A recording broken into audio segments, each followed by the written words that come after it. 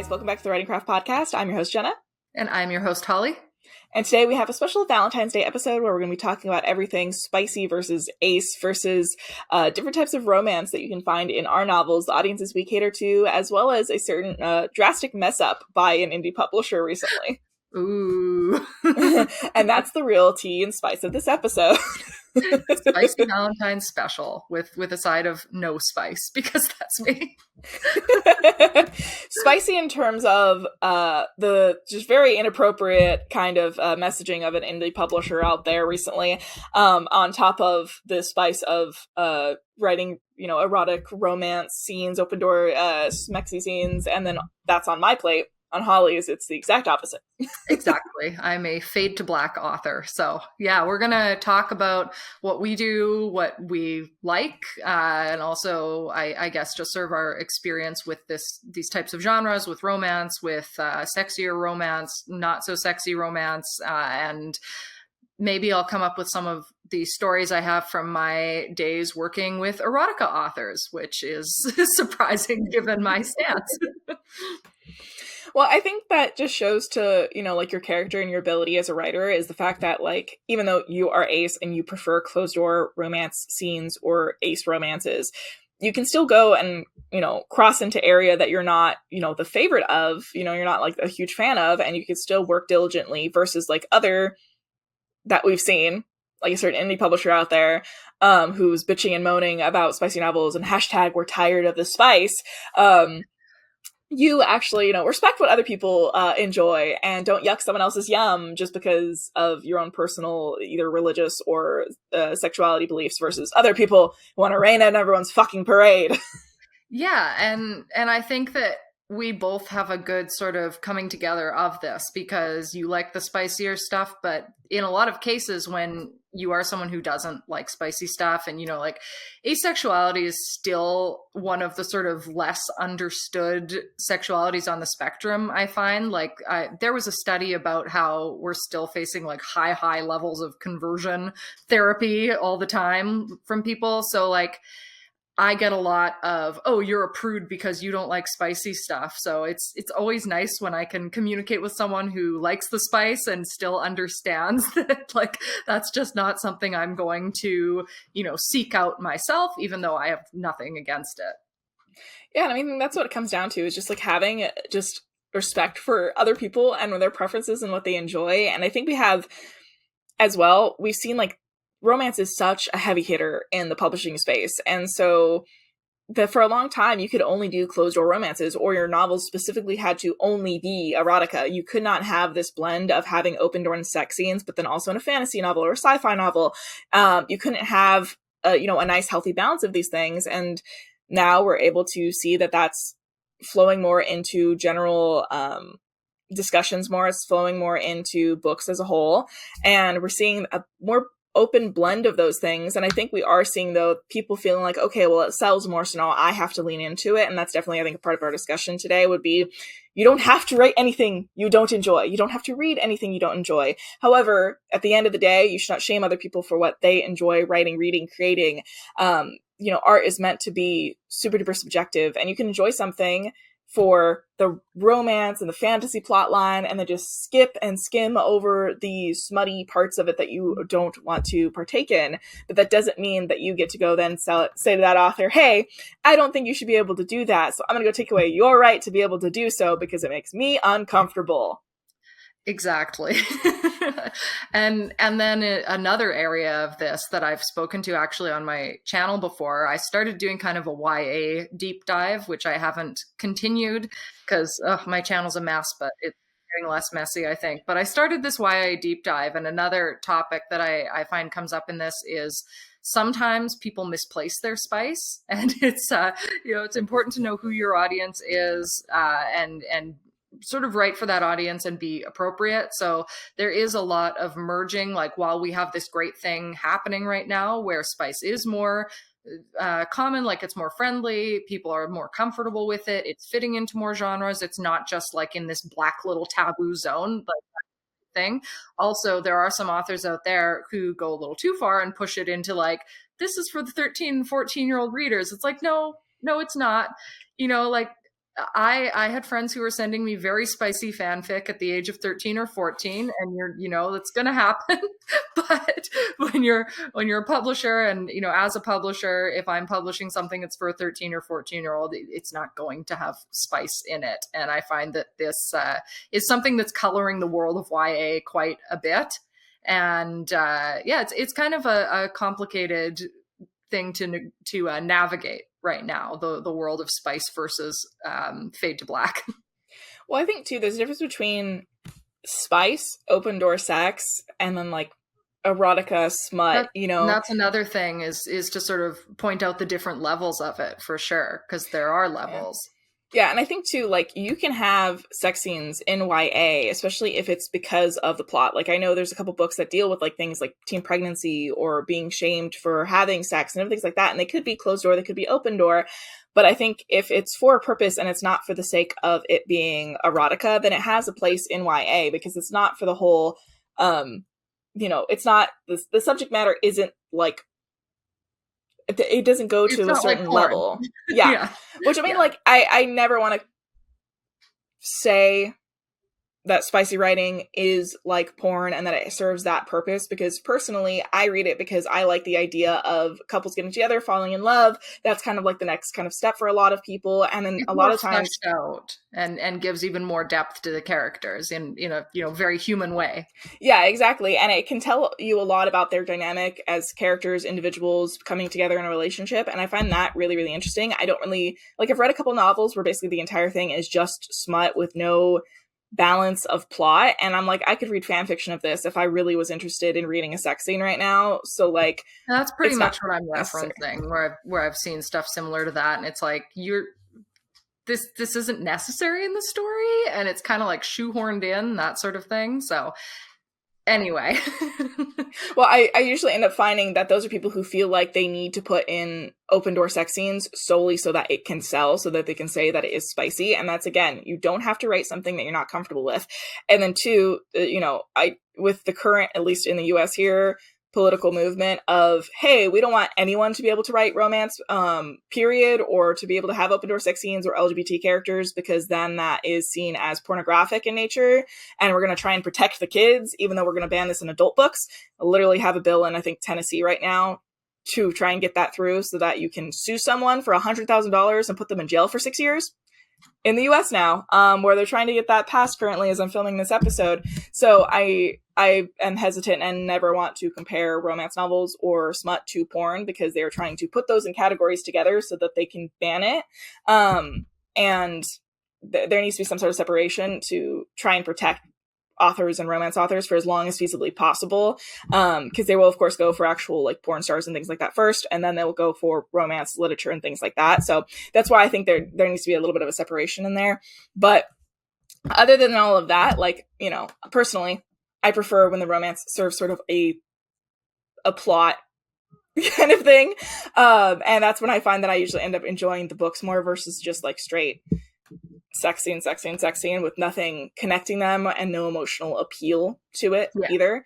You need the foundation of that book to build the sex scenes on, and to make them make sense, and to have people actually be invested in it, right?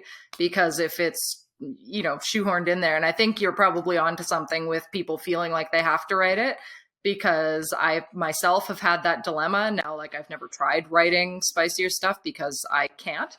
I'm like incapable. I couldn't if I tried. But it's definitely been a thing of like, oh, great, I'm writing this fantasy novel, and romance is such a big thing, especially in fantasy. So like, what am I going to do? And, should I be trying to do this? I literally had a conversation with a friend where he was like, I'll write the sex scenes for you and you can write everything else. I'm like, no, then it just wouldn't be my book. So yeah, you have to write what works and what you actually want to write. Yeah, and I think too, there's always going to be readers who are like you as an author. So there's going to be people who are ace. There are going to be people who want only closed door scenes. There are going to be people who want no sex at all, and that's what they're comfortable with. And so you will always find your reader, and you never, regardless if it's sex or if it's a certain type of plot or certain type of character, you never have to write something that you yourself are not happy with doing, or it doesn't get your creativity going, or you feel like it's, not something that you want to partake in, especially if you're going into the indie publishing or self-publishing path.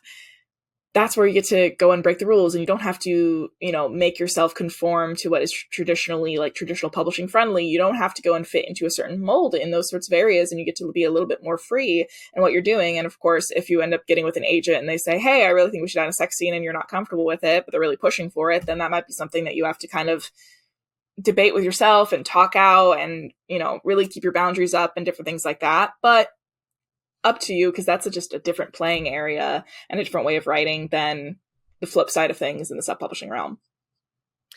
Yeah, absolutely.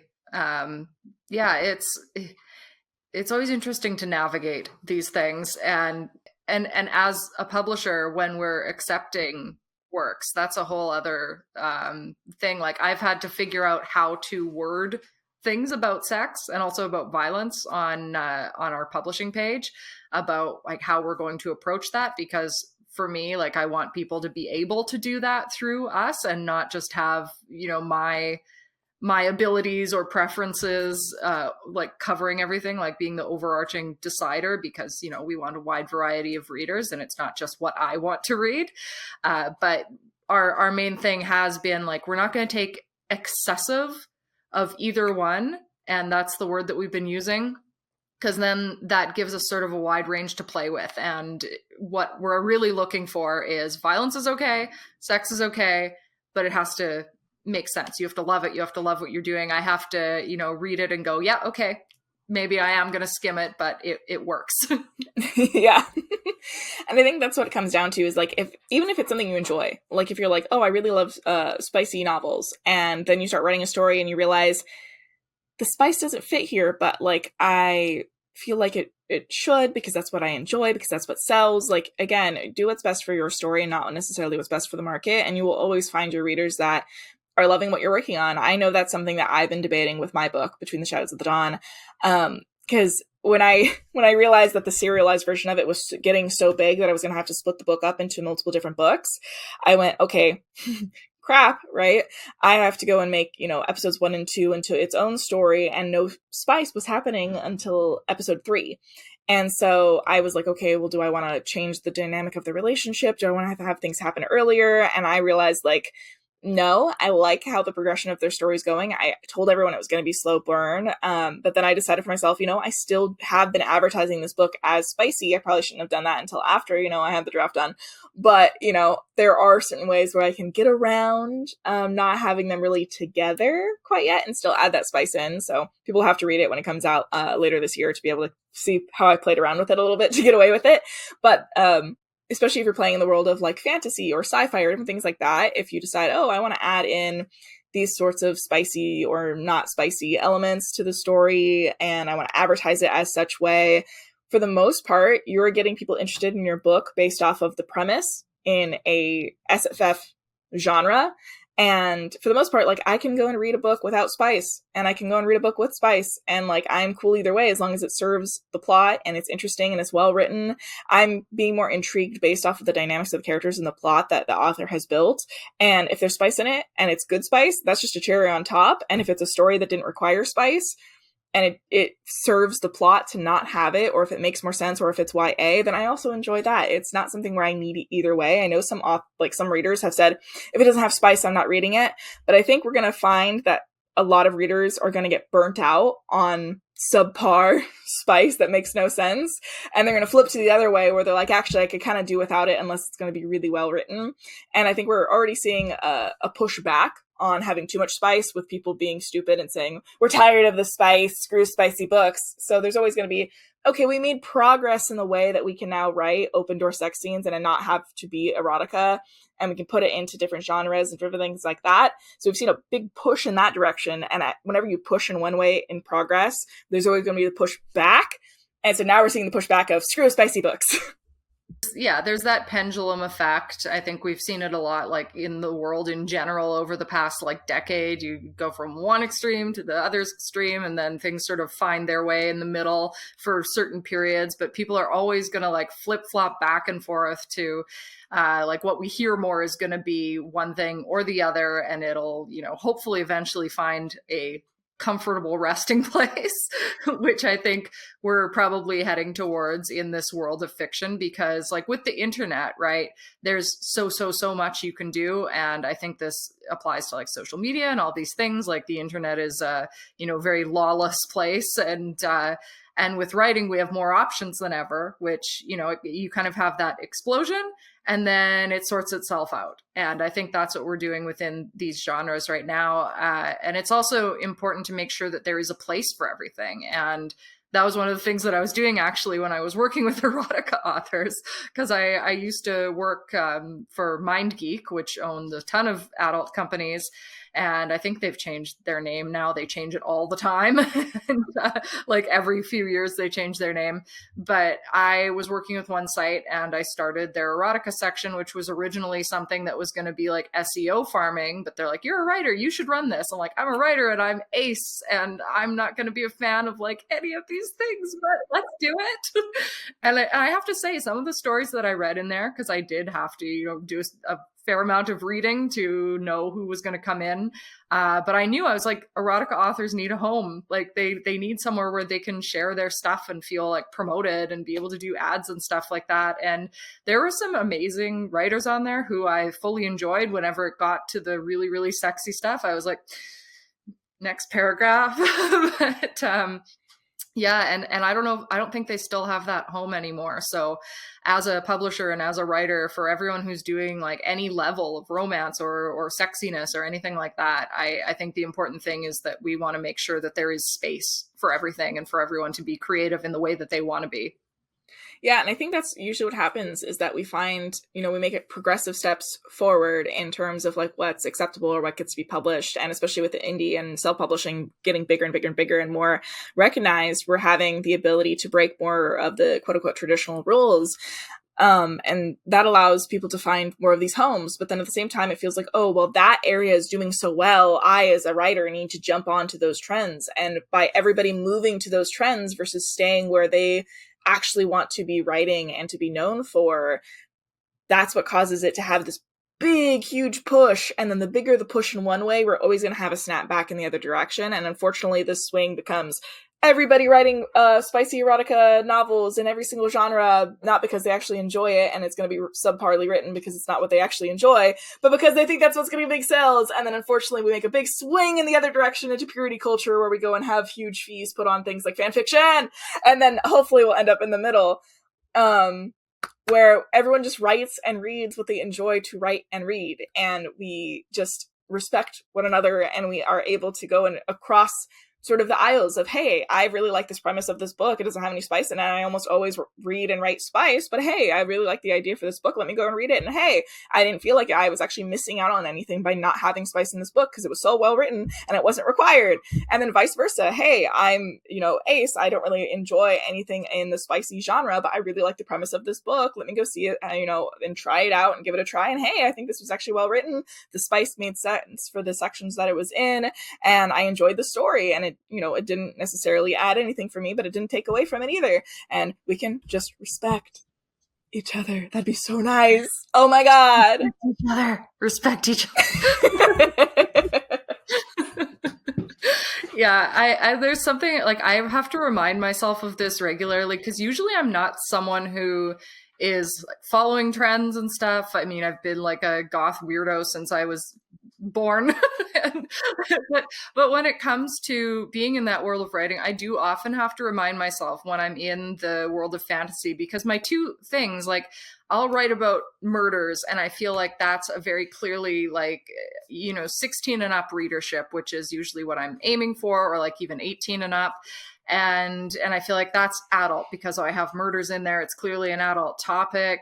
But then when I switch to fantasy, I think, well, I don't want to write for, you know, 13 or 14-year-olds. I want to be writing for like the slightly older reader.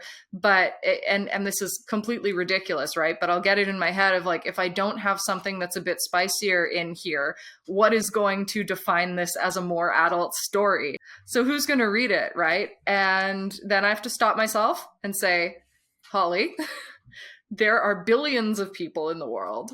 there are going to be people out there who want to read what you are writing, who are in your age group, who are in their, 20s, 30s, who are going to read this, and they are not going to require these specific things that are on trend, these specific tropes and that kind of thing. So, I know all these things, but I do have to constantly remind myself of it. So if you are someone who also has to do that, like, you're not alone. Yeah. And I think that's a good point. I think that's also something that a lot of, authors have felt. It's okay, well, if I'm not adding spice, then how do I define this by an age category, or where does it fall in terms of market? And I think that has one to do with the age of the characters. Usually you're going to have readers who are around the same age range, or who specifically want to go to the age range that the book is in. So you'll have like adults who really like middle grade, for example, or YA. And then also too, just I'm struggling to find the word for this, but not the caliber of writing, but definitely just the reading level, I would say. So the reading level in which the story falls into. So is it, a college grade, reading level in terms of, the complexity of the prose, the types of words used, or is it a little bit more, I don't want to say simpler either. And none of this is me saying that one would be better written than the other, but just simply literally the reading level that the writing falls into, that naturally is also going to inform who picks up the book. Because if you are writing at a college reading level, you're not going to get people who are like 13 years old. They're going to probably find that the writing is too dense, and they're also going to find that the characters are too grown up for them, even if there is no spice, and they're not going to be naturally gravitating towards it. And if you do have the occasional 13, 14-year-old who is actually a really high reading level, they're very, older for their age, and they don't really want spice in adult books, that might be something great to have them find something that's, a little bit ahead of them and that can push their boundaries and things like that. And you don't want to necessarily like gatekeep your writing from them either, but you're going to find your writers or your readers no matter where they fall into. And I think just by remembering it's usually the age of the characters, and it's usually the reading level that you're writing in, that is usually going to cater to what kind of readers you end up getting. And of course, there's going to be outliers from that. You're going to have some 7-year-olds who want to read about the 20 years old. You're going to have some 13-year-olds who want to read about the 20-year-olds if your characters are in their 20s. And they're not going to care one way or another if there's spice. It might hinder the 13-year-old from getting the book if their parent finds out there's the spice in the book. But for the most part, I've literally, when I worked in a bookstore that shall not be named, I had people going in and buying spicy books for, ACOTAR and things like that for their 12-year-olds with no clue about the contents within the books. ACOTAR is honestly the one that I'm talking about when I talk about like maybe it should be reclassified what it specifically is. That's the one. They have created new covers for them and then moved them into the adult like romance and fantasy spaces and things like that, but then they still do keep other copies with different covers in the YA space, at least last time I checked. And I'm like, why couldn't you have just moved it? Just recategorize it, move it over to people are still gonna buy it. Yeah, because I think that one is I didn't finish the series, I will admit, and I didn't finish Throne of Glass either, so I don't 100% know how spicy it does get, but based off of how people react to it, I can have an idea. There was a while there where oh no, I forget her name now. There's this booktuber, Cindy. Yes, I love so Cindy. Funny. She was my first booktuber who I ever watched, and my like all-time favorite thing was watching her reviews of ACOTAR, even though I haven't read it. And when she was reading the sex scenes and all this stuff, like, this is wild. And her reviews were just hilarious. I know. I always had those on my list to go and watch. But I was also like, remembering I think I started watching one of the first ones, but I remembered the book so much at that point that I was like, okay, this is literally giving me flashbacks of just one of the worst times of my life reading these books.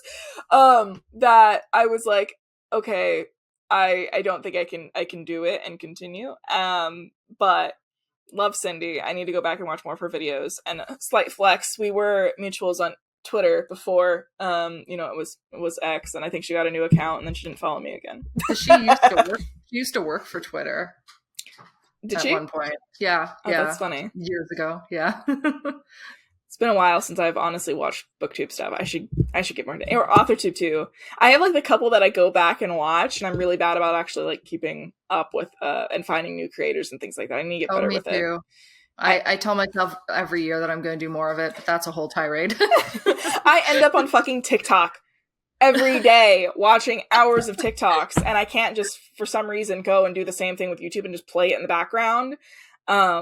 But the TikTok swiping, it's like gambling. I can't give it up. Mm-hmm. Yeah, it's addictive. Doom scrolling. Yeah. Yeah, doom is the perfect word for it. Yeah, I'll do it at some point, and then I'll be posting on there more. I have someone assisting me now, and she has told me, she's like, you gotta go live, you gotta do videos. I'm like, yeah, I know these things. Why are you telling me this now, too? And I have to listen. I have yet to go live, but then again, I've had a YouTube channel for how long, and I've only gone live like twice ever. I've got my live schedule going again, which is good. Yeah, that was something I think I have on like my March to-do list, is like start doing a live stream schedule. But it's also hard to like promise to get things out to, and this is a completely different conversation, but I'm gonna go on a tirade for a second.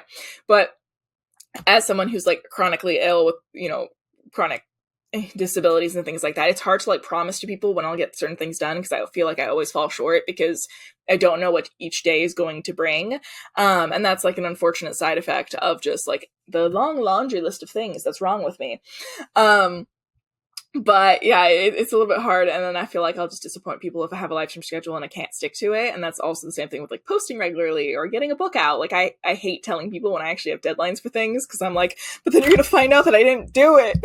One thing I've found, and I think like you and I are very much the same with this, like for different reasons, but like the sort of type A sort of thing. But I have found that live streams are very forgiving. Like my people who come to the lives, they are so sweet. They're so forgiving. Every time I post in the community tab, like if something can't happen for some reason, they're always like, oh, we'll miss you. I'm just going to watch an old one now or something. I'm like, oh, that's so nice. So I keep my old ones up just so if there isn't one, people can go and like pretend that they're a part of it, even if it's not actually live and they can't be part of the conversation. So it is very forgiving.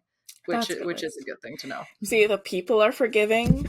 I am not. That's the problem. Yeah. Well, you have to like knock yourself down out of that, but I understand it's really difficult. Yeah. Everything's difficult. Sabotage brain. Yeah. It's 2025. Nothing is easy.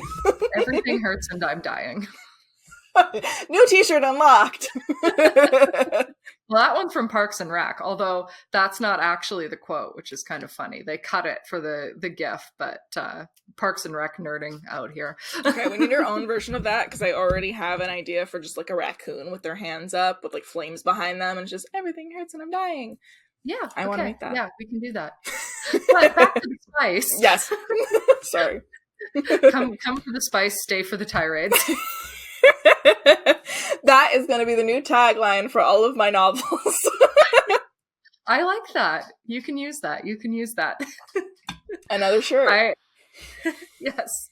I wanted to just sort of speak a bit to like how you can write things that are, what would I even call it? Like titillating, for lack of a better word. In this context? I know, right? I'm like, I can't. This is a bad word. What would the word be? A spice light. Because as someone who enjoys that, you're still. I can see you're still. My brain is literally just repeating titillating in like an echo chamber. I'm gonna make a shirt for you that just says titillating on it. Over the tits. Just block black text on a white shirt, titillating. Sorry, I'm 10 years old right now. Continue. All I was going to say is one of my sort of solutions that I'm comfortable with, and also let me preface this by saying anything that I say about like being ace and that, it's a big spectrum, right? So I'm speaking from my personal experience, and I like disclosure, I am not hetero, so like I'm into romance, I have a partner, we like, you know, we're very romantic, but I am still absolutely ace I could go on about that forever. I've given that the definition and the rundown to everyone, but just to say, you know, full disclosure, I'm not speaking for all ace people when I talk about what I'm comfortable with. And I think it's important to say that. But for me, when I'm writing, one of the solutions that I've found that I can still like and enjoy and gives that sort of what we were talking about, that fully fleshed out human experience feeling, is how I lead up to the fade to black scenes. And I think that a lot can be done with that. And for someone who isn't usually a non-spice reader, for those readers you're talking about who are like, I need spice, you can get a lot out of a story, I think, that does the lead up really well, even if you don't get that full payoff. And that's working with, you know, emotional intimacy, more minor physical intimacy. Like I'm comfortable with describing, you know, touch and kisses and stuff like that. And you can do so much description with that can be very, that can really draw you in, right? And it's all to do with like the tension. And tension is a big thing that I play with as a writer who doesn't want to write spice, but wants romance in there as well. And I think that that's, so if you're trying to balance this, if you're having similar issues, that's a good route to take, I think. Yeah, in my mind, it always reminds me of like Pride and Prejudice-esque, you know, like, yes. You know, the tension of like, we can't be together, like the handhold, you know, the brushing kind of thing. An ankle. Yeah. So I find usually sometimes people literally get more of a payoff from finally like having some sort of physical or emotional connection than just like the big, you know, moment of spice and everything like that. And that usually ends up being like for me, that's I love that too, because I love slow burn. I love when like the characters hold hands for the first time, or like when they lock eyes just a little bit longer, and you can feel the emotion through the page because these characters have such an intimate connection. And that's honestly what I read romance for. I don't normally, and I know every reader is different, so from my personal spicy preference perspective here, not speaking for all spicy writers, or readers, but I prefer when there's an emotional connection between the characters that leads up to spice, or either that or spice is in the beginning of the story, but then they have to deal with the ramifications of not having known each other and done something very like intimate and open with one another. I find that to be really interesting too, but I don't really want just a book that's like 5 sex scenes pulled together with a vague amount of plot just to add something to make it not just a fan fiction one shot. And I've read a bunch of the both, and like one of my favorite authors currently is Emily Antoinette, because anytime there is a spicy open door sex scene, which hers are like very explicit, there is plot inside of the sex scenes as well, and there is plot that is weaving together, and there's ramifications for different things, and there's different building of the relationships. And literally, like, I think one of the only things with her books is literally like, if you don't want to read the spice, you're screwed, because it's literally so plot relevant and things happen within the scenes that you're going to end up being lost if you try to, you know, skim through it, or if you try to like just skip it entirely, you're not going to know what's happening. But that's where I end up preferring it, because it's like, okay, there's a point to the romance, there's a point to their connection with each other that literally lends itself to the smutty scenes, and then there's also just the fallout afterwards and the build up towards it. And I find that that's what I would prefer to read and to write, versus just, again, what could just be a couple one shots. I would rather, if I was going to read like a smutty one shot, because I think the idea for it is cool, I would rather read it with a couple that I already know in my head from a fandom that I enjoy, and I can read it for free on my phone in like 5 minutes, versus spending $10, $15, $20, $25 on a physical copy of a book, and then it taking, you know, space on my shelf, taking time out of my day to get to know these characters with just a very loose plot thread. And some people might not know fan fiction, might not be interested in fan fiction, so that's not something that they want to enjoy or partake in. So they might enjoy these little like one-shot stories that they spend money on. For a broke bitch like me, I'm going to go on fan fiction first, and then if a book really catches my eye, I will go for the book. And I have tried both at this point just to see what the hype was. I don't really get it for just like the quick one-shotty kind of things, but again, every reader is different. If that's the thing that you like to enjoy writing, feel free to go ahead. You will find people who enjoy it just like you. But for me personally, from my spicy writer and author and reader experience, I want the plot to have to do with the spice. And if you just try to throw in the spice to fit a trend or to fit the market, I can tell I don't enjoy it. Write what makes you happy, please. I feel like that's the overarching message that we are always trying to put forward here. That's like one of our top pieces of advice is to write what makes you happy. Because yeah, you're gonna find readers, and there's so many different kinds of readers out there. Like it's endless almost. Yeah, and I mean, that's another wholesome t-shirt. Write what makes you happy. I want that in a little shirt and like a pocket corner. Write what makes you Yes, happy. That'd be so cute. I like that. Kind of like a little sun coming out of it. Adorable. We'll do that sometime. But yeah, I think that's just a universal, I feel like, experience for writers though, and creatives in general, is that they feel like they need to fit some sort of mold. And I'm like, the whole point of creating art is to break out of the mold, to write your own rules, to write your own story, to tell and communicate ideas and concepts in your mind to the masses in a way that brings you joy and lights you up inside. And if it feels like it's a slog to have to put in spice or to remove your spice or to do anything that you don't want to do in terms of writing and creative stuff, there's of course the occasional thing that's like, oh, well, I have to do my taxes, or I do have to write this scene because it's important for the plot. And, you know, caveat to that is that if you're really dreading it, you might want to change it. But sometimes it's just, you know, the turn of the day. You don't want to write it that day, and then tomorrow it's the perfect scene that you've been dying to write. But, you know, if the whole point of being creative is to do, you know, break the rules, make yourself happy, live, you know, a life, tell a story, make it a good one. Make it one that you're happy to do. Make it, you know, books that you're really proud of, stories that you yourself as a reader can't put down. And the only way you can do that is being authentic and real to your own lived experiences, like either being ace or being into all of the spicy reading goodness, or to do open door, closed door, romances, whatever it might be. It's just do what makes you happy, do what makes you comfortable, respect others who have a different lived experience than you. You can always enjoy things across the aisle, and just like always remember, first and foremost, you decided to be an author for a reason, and that reason wasn't to go and cater to someone else's whims or to the market's trends. That wasn't what you were thinking of when you were 10 years old and decided you wanted to write your first ever story, or yesterday when you decided you wanted to write books for the first time. Your idea wasn't, oh, I can't wait to go and make my creative, wonderful idea work for somebody else. Yeah, it's probably the opposite. And also a good thing to say that puts you a little bit further away from that is that you should also take chances, because like you should experiment. So like I have tried doing stuff that's a little spicier. I immediately was like, no, because you know it was just terrible because I can't do it. But I tried. Like, all right, can I? No, that's a no. We're done with that.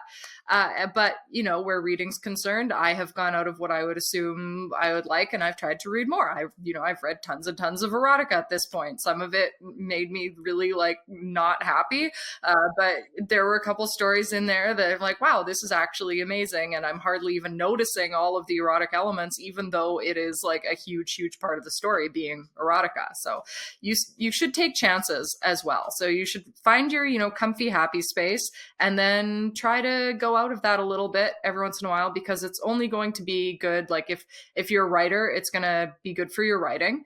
And if you're a reader, it's good for your brain to try new things. And worst case scenario, you realize that you really hate something.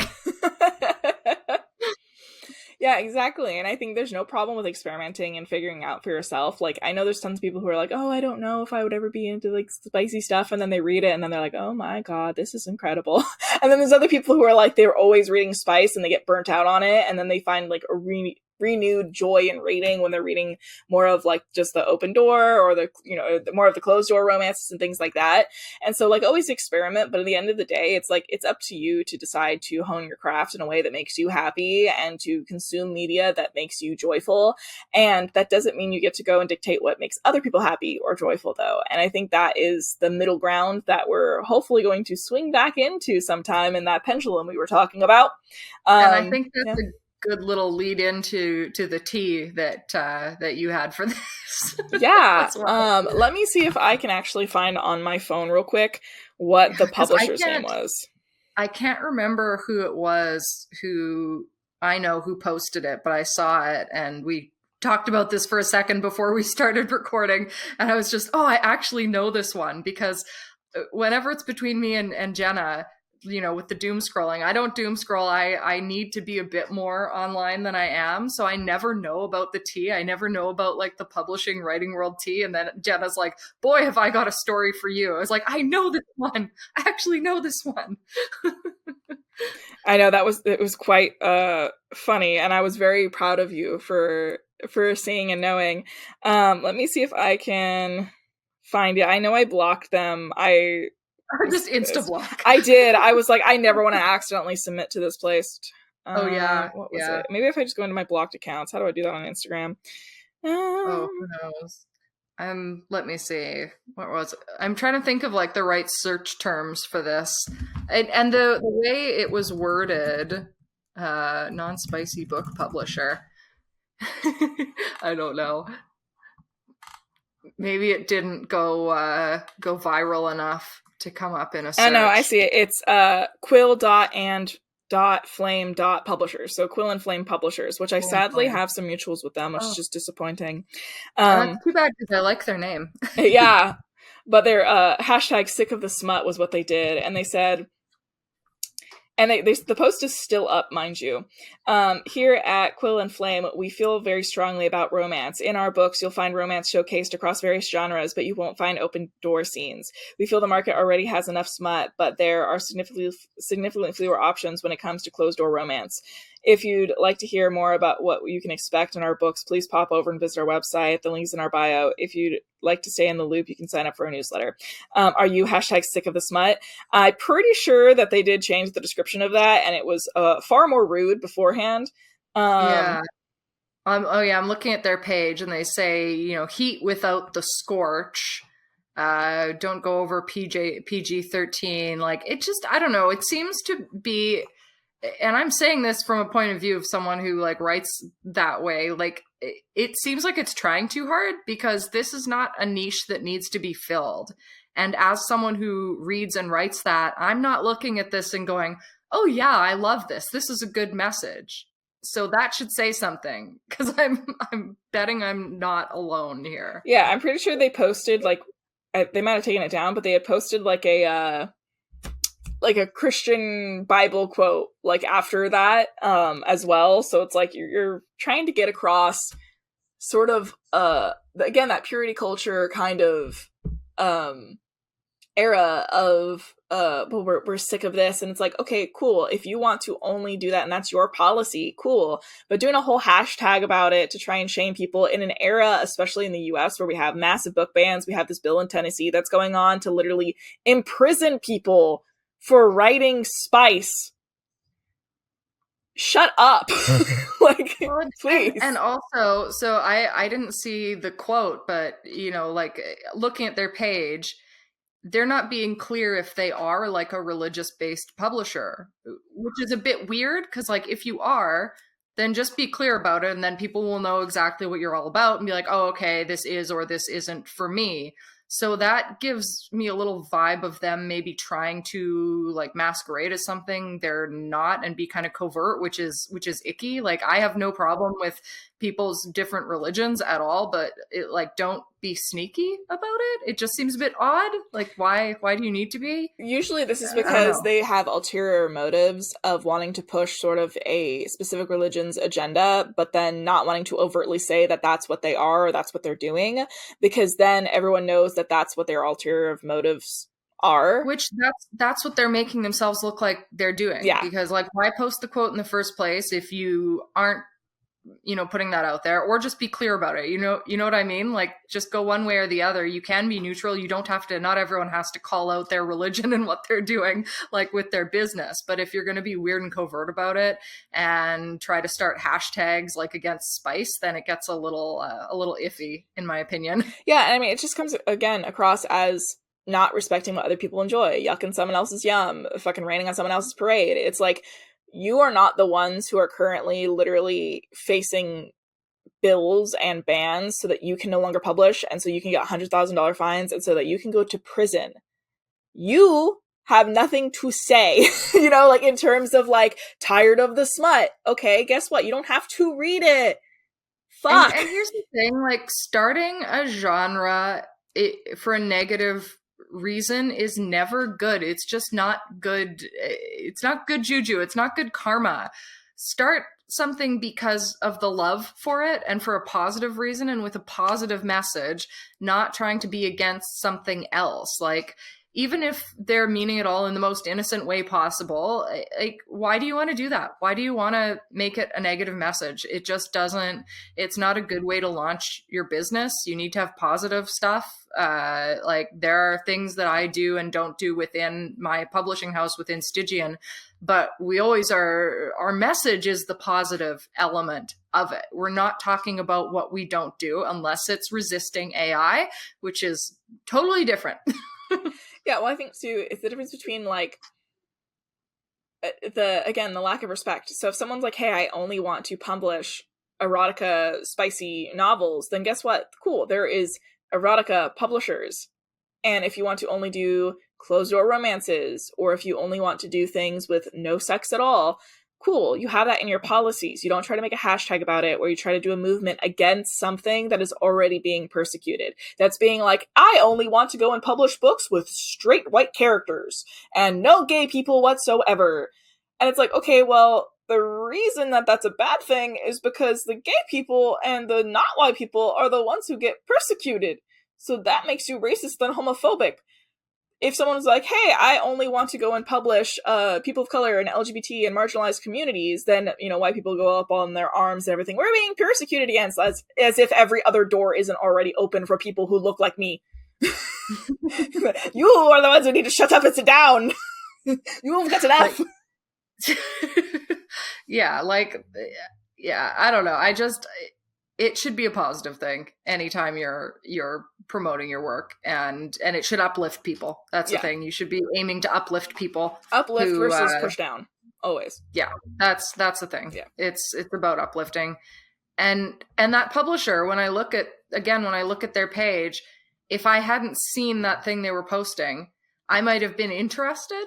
Because it's like, oh, okay, you know, you have the heat without the scorch. That seems like my lane a little bit, and you can say that that's your thing without being a jerk about it.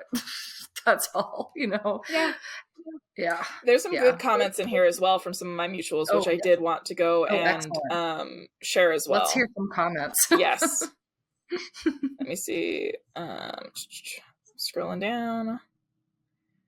All right, so one of my mutuals, Margarita.artista, said, in this political environment where people, especially women, are fighting for sexual autonomy, I feel a statement shaming sexuality isn't quite the way to create a safe space for readers. There's absolutely a market for both closed door and open door romances. Both can coexist. You didn't have to put down one to pave the way for the other.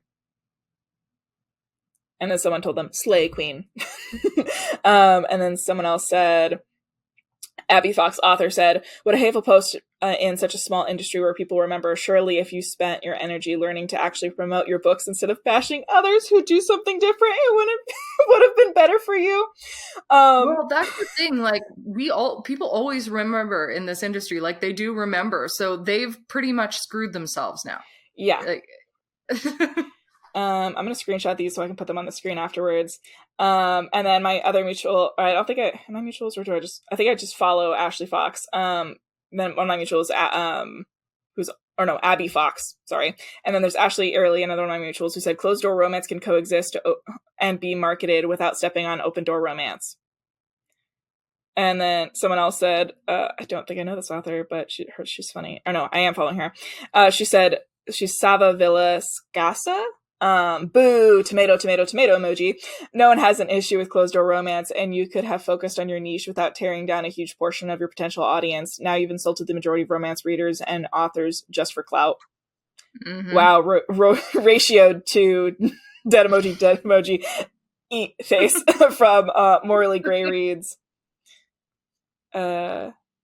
And then someone, what was it? This one's funny too. Author Jen Stevens said, I just wrote my filthiest scene ever in your honor, heart emoji. Beautiful. And now backing to blocking them. Unblock just to read the comments. Yeah. Yeah. I love when the comments are on fire though. That's good. It's good. I hope they've learned their lesson. I hope they've learned to be a little more positive in the community. They will have some bridge building to do. They've posted, that was only but- posted 5 days ago, and they've posted like 7 times since, and nothing was an apology. So I don't think so. All right. Yeah. And they look pretty new. I think they have like 1 book that they're advertising. So good luck, guys. Good luck. Yeah. Just wish you the best. Yeah. Oh, yeah. Well, so that was the spice and the tea and the, what was it? The heat without the scorch, with maybe a bit of scorch in the comments. Yeah, they were burning. Yeah.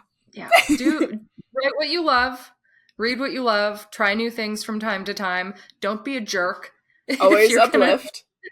Always uplift. And if you are promoting as a publisher, promote positive things. If you're trying to create your own niche, create a positive niche that's about like the good elements of things, not what you're against and what you're down on, because that's just not a good vibe. Yeah. And I mean, for example, with like the AI, against that stuff, that's actually something that hurts our industry. So I feel like that is in its own sort of category. And just don't yuck someone's yum, rain on someone's parade, especially when you're raining on something that has historically been persecuted or pushed against or illegal straight up. Like, just remember that, sure, you might be tired of something. You might be like, hey, I'm tired of all the spicy novels. I would prefer to read, the closed door romances or no sex scene kind of books.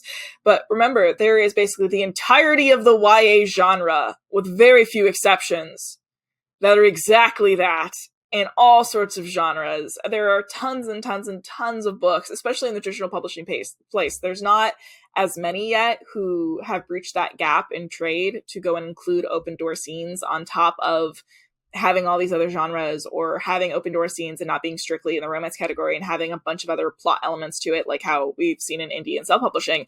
So you have so many books. That is the funniest part of it, though, right? Because there are so many genres, there are so many writers, there are so many readers. No one's out here being like, let's kick the door open for this new genre. Like, we're good. We're good. We've got a lot going on. It's all right. Yeah. And I mean, just because something like is a little bit more popular now, again, there's always that pendulum of everybody is liking spice right now. But I've already seen even people who really enjoy spice who are like, hey, I am kind of tired of spice just for spice's sake. Can we have a little bit more of like the romance element, the tension, the slow burn, the those types of things? And I think, they're like, hey, we've had this big swing in this way. Can we land in the middle again? But unfortunately, as we said, again, with the pendulum, it's always going to go this way. And then we're going to go smack dab into purity culture. And then hopefully after that, we have a nice middle. I wish, again, write what makes you happy, read what makes you happy, uplift others. And just remember that, like, everybody has different tastes and preferences for what they enjoy, and it's all about finding what works best for you. You're writing, you're reading, and you might enjoy reading something doesn't mean you enjoy writing something, and vice versa.